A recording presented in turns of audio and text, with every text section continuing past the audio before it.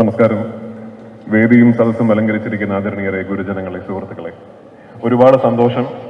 മൂന്നാമത്തെ പ്രാവശ്യമാണ് സംസ്ഥാന സർക്കാരിൻ്റെ മികച്ച നടനുള്ള പുരസ്കാരം നേടാനുള്ള ഭാഗ്യമുണ്ടായിരിക്കുന്നത്.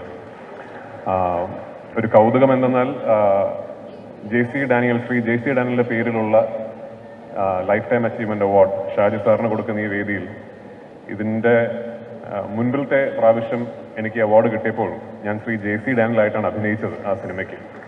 അപ്പോൾ ആ ഒരു കൗതുകം കൂടി രസകരമായൊരു കൗതുകമായിട്ട് തോന്നി.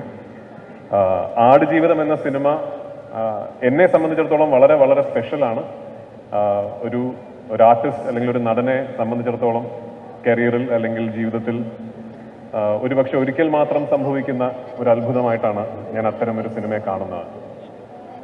ഒരു സിനിമയ്ക്ക് വലിയ തോതിലുള്ള ജനപ്രീതിയും അതുപോലെ തന്നെ അംഗീകാരങ്ങളും ഒരുമിച്ച് ലഭിക്കുക എന്ന് പറയുന്നത് വളരെ വിരളമായി മാത്രം സംഭവിക്കുന്ന ഒന്നാണ്.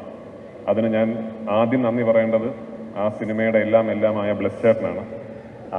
ബ്ലെസ് ചേട്ടൻ്റെ ഈ തപസ്, ഈ സിനിമ പൂർത്തീകരിച്ച് അദ്ദേഹം ഈ സിനിമ എങ്ങനെ എൻവിഷൻ ചെയ്തോ അത് ജനങ്ങൾക്ക് മുമ്പിലേക്ക് എത്തിക്കാൻ അദ്ദേഹം കാണിച്ച അദ്ദേഹത്തിൻ്റെ ആ ത്വര, അത് വരും തലമുറകൾക്ക് സിനിമയിലും അല്ലാതെയും ഒരു പാഠമാകട്ടെ എന്ന് ആശംസിച്ചുകൊണ്ട്, ആഗ്രഹിച്ചുകൊണ്ട് ഇന്ന് എന്നെ ഈ പുരസ്കാരത്തിന് അർഹനാക്കിയ ജൂറി മെമ്പേഴ്സിനും സിനിമാ പ്രേക്ഷകർക്കും മലയാള സിനിമയ്ക്കും ഒന്നുകൂടി നന്ദി പറഞ്ഞുകൊണ്ട് എൻ്റെ വാക്കുകൾ ഉപസംഹരിക്കുന്നു. നന്ദി, നമസ്കാരം.